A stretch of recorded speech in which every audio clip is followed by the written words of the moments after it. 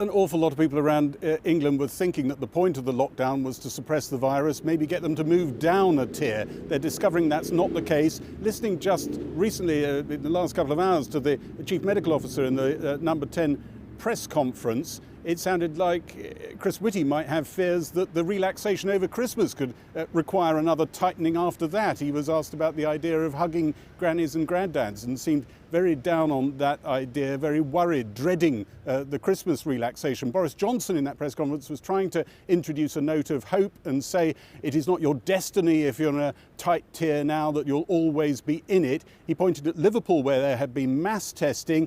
But an awful lot of Tory MPs you talked to tonight, amongst others, are probably wondering whether, given the number of people in Tier 3 now, any sort of logistical operation like that is really that realistic. Across England, they logged on to check their new status. The government website stalled. One government statement still carried question marks. Borderline decisions now decreed with reasons laid out. National lockdown is over. But for many, the difference may feel marginal. We must make the tiers tougher than they were before to protect the NHS through the winter and avert another national lockdown. For millions in England, it's a startling change from where they were before lockdown. Until 3 weeks ago, nearly 25 million people were in Tier 1 with the lightest restrictions, able to socialise in a group of 6.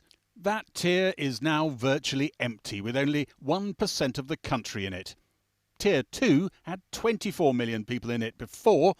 It's now got another 8.3 million in it. Tier 3, the tightest restrictions, where all indoor socialising is banned, pubs and restaurants closed, has mushroomed from 7.5 million to 23 million, 40% of the population of England. 3 weeks ago, Bristol was in Tier 1. It's been told it'll emerge from lockdown next week in Tier 3, under new, tighter rules. That means bars like this one can't open. The tiers will get reviewed 2 weeks in. 25% of our profit is made in December, the coming month. We'll lose all of that. Come the middle of December, if a miracle happens and we are allowed in Tier 2, I may well just stay closed, because it wouldn't be worth the hassle. Our pubs, our restaurants, our hotels, in so many ways the soul of our communities, and which continue to bear a disproportionate share of the burden. I really wish it were otherwise, but if we're going to keep schools open, as we must, then our options in bearing down on the disease are necessarily limited. The map of England's new tiers shows a striking divide. With only Cornwall, the Scilly Isles and the Isle of Wight in Tier 1, most of the southwest, the southeast, including London, are in Tier 2.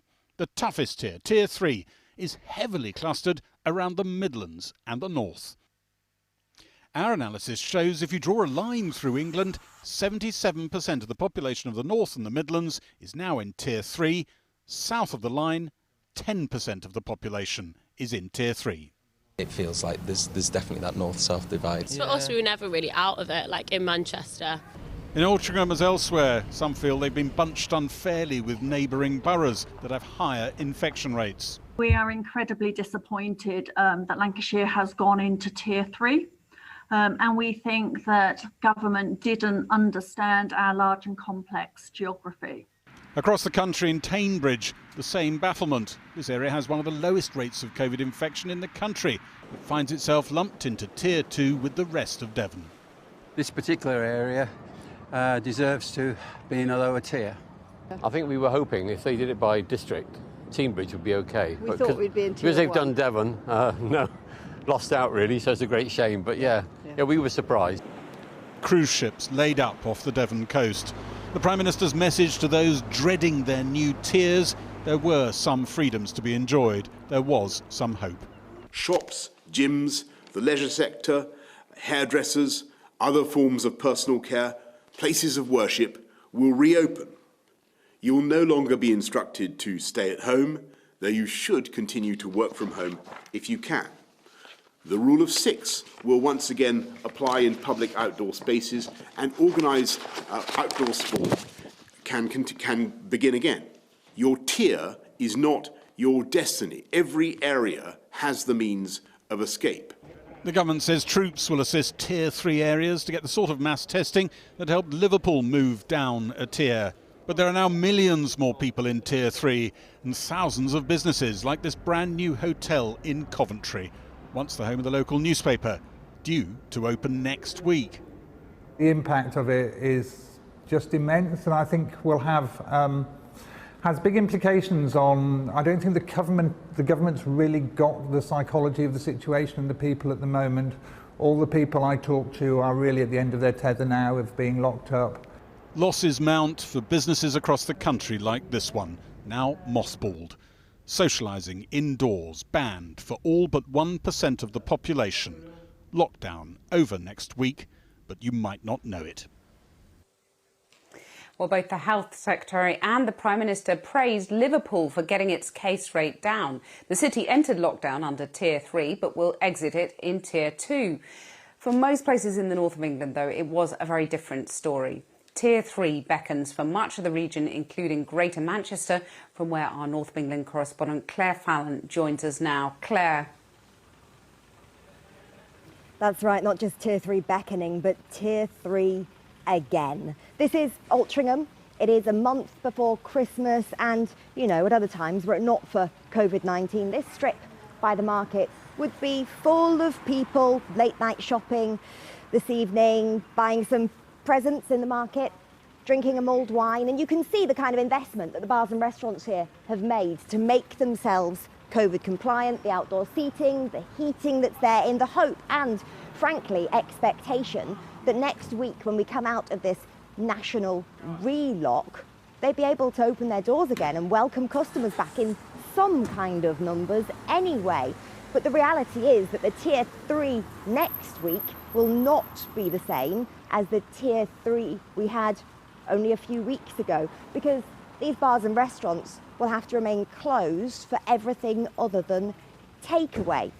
Now, I think there is a reality that whatever they did at this point in time, there would be some unfairnesses that were thrown up by it all. But when the government talks about Liverpool as being this shining example, and I think to some people it will feel like Liverpool is a bit of a stick to beat some other areas with, they talk about the infection rate having reduced, but this area had a very high infection rate. It has fallen. They still find themselves going into Tier 3, and keep an eye out for Graham Brady over the next few weeks. He's a Tory MP for this area, also the chair of the 1922 committee, and he is clearly not a pleased man this evening. Claire, thanks very much. Well, joining me now is Paul Maynard, the Conservative MP for Blackpool North, which has been placed in Tier 3. Paul, what do you fear are the implications of being in Tier 3? Do you worry, for example, that some of the businesses in your area will go bust? Very much so, sadly. We're a town that relies upon hospitality here in Blackpool. October and November are some of our most lucrative months, thanks to the illuminations and the pre-Christmas period. That business has all been taken away, and I've been speaking to cafe visitors today who are scarcely able to make ends meet at the moment, just relying on takeaway. They were hopeful they could restart their businesses as from next week, and now that chance has been taken away from them. We were doing well in bringing down infection rates locally, and we felt that we were justifiable in hoping to go back into Tier 2. This is a great sense of disappointment locally. So will you be joining some of your Conservative colleagues and voting against these restrictions next week then? Well, not quite at that stage yet. I want to find some reassurances from government. I want them to publish much more detailed information around why they choose to put particular areas in particular levels of tiers. But I'm also very conscious in my constituency, I have more people living in a household where somebody has a long-term medical condition. I have very many people who are shielding, who are still deeply concerned about the possibility of the virus affecting them. So I have to bear both in mind. There are people who are suffering greatly from the lockdown, both economically and in terms of their livelihoods and job prospects.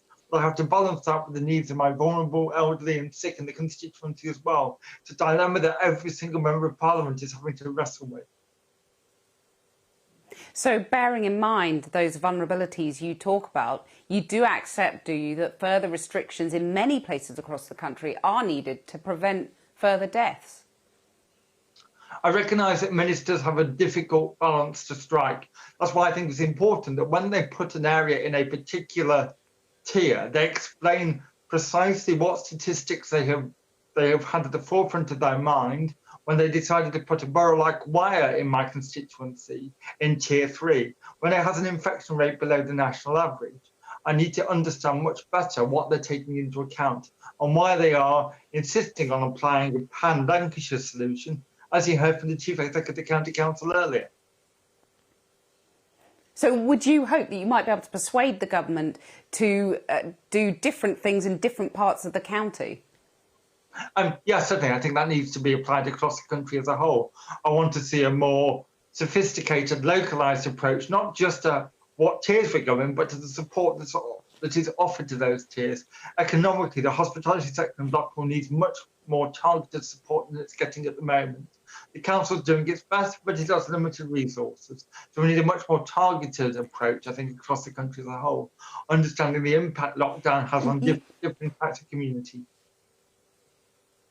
And just briefly, you were talking about elderly people, vulnerable people in your constituency. Will you personally be heeding the Chief Medical Officer, Chris Whitty's advice not to hug elderly relatives or kiss them this Christmas? I don't know when I get in front of my parents what they'll want to do with me, if I'm being honest, but I'm very conscious that we need to set a good example of MPs. My mother's just had a bit of an accident, unfortunately, so I want to go and make sure she's all right over Christmas. But I will be bearing in mind carefully what Professor Whitty is saying. But we're all human in the end. Paul Maynard, thanks very much.